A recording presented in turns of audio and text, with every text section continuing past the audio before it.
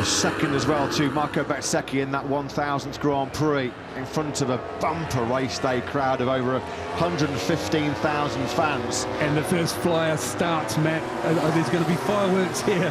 Let's hope there's not too many yellow flags to stop people's laps. Yeah, here, could not agree more. We're following the world champion, Bagnaia. He's got a hat-trick of Jerez wins under his belt after that brilliant late victory over Marc Marquez a couple of weeks ago. He wants the hat-trick now of poles here in Le Mans. Just to the back of that group that Bagnaia is leading is Martin. They drop down through turn 6. La Chapelle corner. It's chapeau right now to this young man, Jorge Martin, a 1:29.919. He's on it. Here we go. He's trying to find more time. This is his first lap as well on this fresh rubber. Acosta just in a little bit hot going through turn 7. The museum corner, he slots right in behind Jorge Martin. At the moment, Pedro Acosta 5th, middle of that second row. Oh, Martin's made a mistake.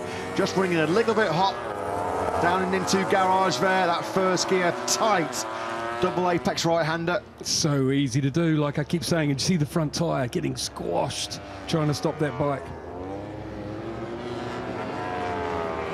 So looking on, Gino Borsoy just in the background there.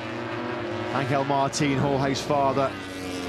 Aleix Espargaro's put together a really good lap at the factory. Put it fastest in the first sector, really rapid in the second split. Halfway around this Le Mans circuit at the moment, Aleix Espargaro's only down by 0.03 of a second. Bagnaia's backed out of this current lap, hasn't he? You see that he rolled out of it. He's now going to get his head down now as he fires the factory Ducati up to about 320 kilometers an hour now. Top gear, 6th gear he goes. Oh, something happened to Aleix Espargaro in sector 3 because he lost 2.2 seconds. I wonder if he actually took the runoff through the chicane turns 9 and 10. This has been quite messy, lots of mistakes, you know, more than I expected. Oh, somebody's down. Now, who has gone down in the first sector? Can hear it. It is Martin. It is Jorge Martin. So Jorge Martin, well, he may well have history. He may well have pole position here in his pocket in Le Mans. But going into the Tissot sprint this afternoon, his most recent memory will be of a gravel trap at turn 4. We're with the helicopter shot of Jorge. Oh, wow. I didn't expect that. That was back on the throttle. Unreal, and the front picked off the ground. Really unusual crash that, yes. wasn't it? He's used the throttle, which you do, to pull it left and load the bike up, but he's given it so much throttle, the front's picked off the ground. You know, front wheels crossed up, and when it's touched the ground somebody again, else is down. Oh, it's Pecco Bagnaia. Bagnaia, I was just about to say, trying to inflict more damage here on Martin, but now Pecco Bagnaia, he will not be making it 3 successive pole positions here in Le Mans because the world champion has also crashed. What more drama are we going to witness here this morning on Super Saturday in Le Mans? Tucking the front, Bagnaia goes then into turn 9. So as it stands at the moment, it's Martin who will lead. Bastianini, though, also on a really good lap. Pedro Acosta, he's been pushed back down to 6th place because Fabio Di Gianantonio is up into 4th place. Excellent job by Digia.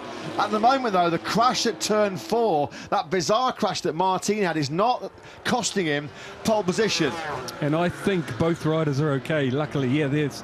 it's probably a marshal running, but I think both are okay. Bastianini... Oh. Yeah, lap's got to go, isn't it? Of course, he knows. Yellow. What a shame. And the yellows are going to probably out now for quite some time. Oh, he's got a fire extinguisher here. Putting some flames out. Well, this is going to be the session over because they're going to have the yellow flags out now for a good more than a minute. So there's going to be no improvements. That is it. Jorge Martin's on pole here in Le Mans. Is he spotted? Oh, obviously Pecco Bagnaia thinks that something is alight. the lower fairing with the exhausts glowing. You know, that's right why the mechanics have to use leaf blowers on them. They're so close. Oh, Aleix Espargaro's gone down late on as well.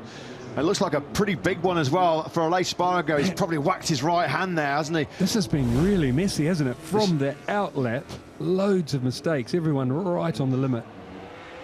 Aleix Espargaro. What tyre is he running? Very curious. He's running the hard front, and it's the left-hand side of it, and that's what happens. Okay, let's try. Oh, Miller's gone down now as well. Wow. This has turned into a crash fest, this Q2 section, hasn't it? Nobody's going to improve their times because it's just yellow flags galore here around this 4.19 kilometre circuit. Poor René Bastianini, he was on a proper juicy lap when he saw the yellow flags for the Bagnaia crash at turn 9. He was looking at front row, and I really think he could do it. 9, not the happy number for Bastianini. Turn 9 with the yellow flags for his teammate Bagnaia, leaves him in P9. A lot of work to do for the Beast, who's going to be really angry, isn't he? Nothing he could do about that. He was on a proper hot lap, potentially the best ever lap of Le Mans. OK, let's try and somehow take stock and analyse what we've just seen over 15 quite remarkable minutes in MotoGP here. Wouldn't it be great to see this young man do something right when everyone's made a mistake? Yeah, because the yellow flags have been cleared. Yeah, exactly. Full credit there as well to Marshals at turn 9, because they did a brilliant job to quickly recover Bagnaia's Ducati. I thought that might have been session over. Pedro Acosta, though, with clear track ahead of him. That's brilliant work by those Marshals at turn 9. Yeah. Acosta, though, he's not going to be doesn't look like he's going to be troubling the front row, which as it stands is Martin, Bagnaia, Viñales. Fabio Di Gianantonio has been brilliant all weekend on the VR46 Ducati.